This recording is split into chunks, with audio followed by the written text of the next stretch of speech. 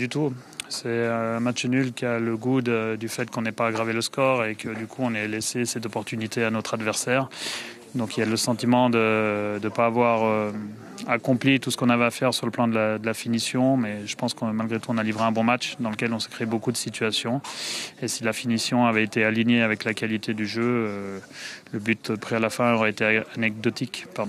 Comment expliquer cette fin de match où on a senti que ça pouvait craquer à tout moment? Vous avez laissé le ballon au FC Nantes, j'imagine que ce n'était pas forcément les consignes. Comment expliquer cet état d'esprit? Non, je pense honnêtement qu'il y avait beaucoup de fatigue avec le match de jeudi qui était très, très intense à Fenerbahçe. On est quasiment reparti avec la même équipe. Et vous savez, ensuite, il y a toujours un impact psychologique. Quand la fatigue est là, on a plutôt tendance à privilégier les aspects défensifs. Mais voilà, on a quand même eu des situations, notamment en attaque rapide, et je pense même qu'on aurait pu marquer sur une attaque rapide dans cette période-là. Mais encore une fois, voilà, on a mené le match comme on le souhaitait au départ. Ensuite, la fatigue nous a pas permis de continuer à développer à la hauteur de ce qu'on a fait, je pense, sur 60-70 minutes. Et encore une fois, la finition a permis à nos adversaires de continuer à y croire.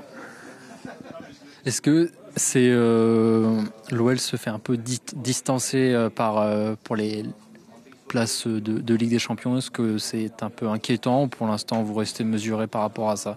Non, je reste complètement mesuré. On n'est pas 15e avec 20 points. Voilà, on est dans la course. Aujourd'hui, effectivement, je pense qu'on perd 2 points. Mais on va tout faire pour les rattraper. De toute façon, notre objectif, c'est d'être encore une fois en Ligue des Champions à la 38e journée. L'année dernière, on a été en Europa League 1 minute à la 34e journée, parce que pardon, il y a que 34 journées maintenant.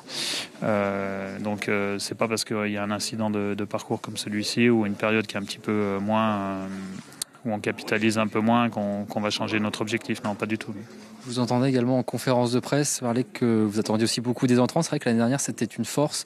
Là, peut-être que vous estimez que les entrants n'ont pas forcément apporté ce qu'ils devaient apporter. Oui, après, parmi eux, il y a quand même un joueur qui a qu'une dizaine de séances, Thiago Almada. Donc, il a joué ses premières minutes avec nous. C'est pas facile non plus, surtout dans un contexte comme ça. On sent qu'il manque de rythme et de rythme de jeu. Le seul problème, c'est que face à lui, il n'est pas en reprise comme ses adversaires. Ses adversaires, eux, sont en pleine possession de leurs moyens. Donc il va lui falloir un peu de temps pour s'adapter. Donc c'est pour ça qu'on doit l'accompagner pour que son talent s'exprime et qu'il puisse aider l'équipe un maximum. Et je dirais que c'est un processus normal en tout cas. Un petit mot positif pour terminer sur le match de Salkou Mbedi qui petit à petit se fait une place dans cette équipe et montre surtout de très bonnes choses. Oui, pour l'instant, il mérite de jouer. Il a encore confirmé ce soir. Il est sorti parce que son adversaire commençait à prendre le dessus et je pense qu'il a accusé un petit peu le coup physiquement. Mais dans tous les cas, voilà, je suis content pour lui parce que je lui ai très peu donné sa chance. Là, il en a eu une, il l'a saisie et il enchaîne. Donc, tant qu'il méritera de jouer, il jouera. De grosses échéances à venir en Ligue Europa face à Ludogorets, puis à Marseille en Ligue 1. Comment vous allez aborder ces deux rencontres cette semaine? Avec l'ambition qu'on affiche depuis le départ, c'est-à-dire se qualifier en étant dans les 8 premiers pour s'économiser 2 matchs et éviter de surcharger notre période de février. Mais aussi en parallèle, continuer notre course à la Ligue des Champions en allant faire un résultat à Marseille. Merci beaucoup, coach. Merci. C'est comme une défaite, parce qu'on gagne à 0 dans les 3 points jusqu'à la fin et il y a ce but-là qui vient tout gâcher. Maintenant, il ne faut pas baisser la tête. Jeudi, il faut aller chercher la qualification en Europa League et se reconcentrer, retravailler encore et encore. Qu'est-ce qui a fait défaut à l'OL sur cette fin de match? C'est la deuxième mi-temps. On s'est relâché alors qu'il fallait les enfoncer. Je trouve qu'on a baissé un peu le pied là où on devait aller vers l'avant. Un mot sur ton match personnel, déjà sur la forme globale. Tu enchaînes ta 3e titularisation, tu reviens petit à petit dans cette équipe, tu montres de bonnes choses. Toi, comment tu te sens? Moi, je me sens bien. Le coach fait appel à moi, du coup, c'est à moi de répondre de présent.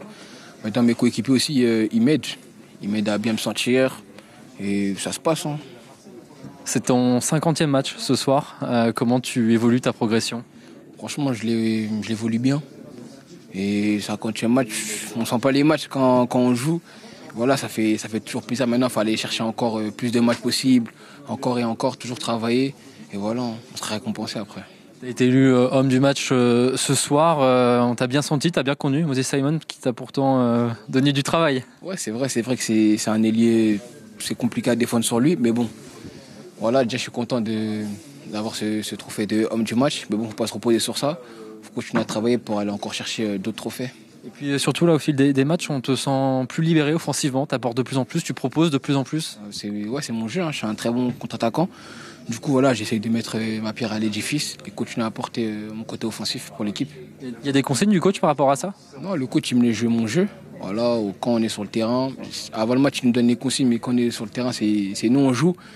Du coup, il me laisse jouer mon jeu. Une dernière question, il va y avoir 2 gros matchs face à Ludogorets puis face à Marseille. Comment tu abordes ces 2 rencontres? Très sereinement, on va travailler pour ramener les 3 points, ramener la qualification jeudi et gagner contre Marseille parce que je sais que c'est un match particulier. En plus, c'est chez eux, c'est un match très particulier. Du coup, on va ramener la victoire pour nos supporters. Et bon, on laisse faire. Merci beaucoup, Sahel.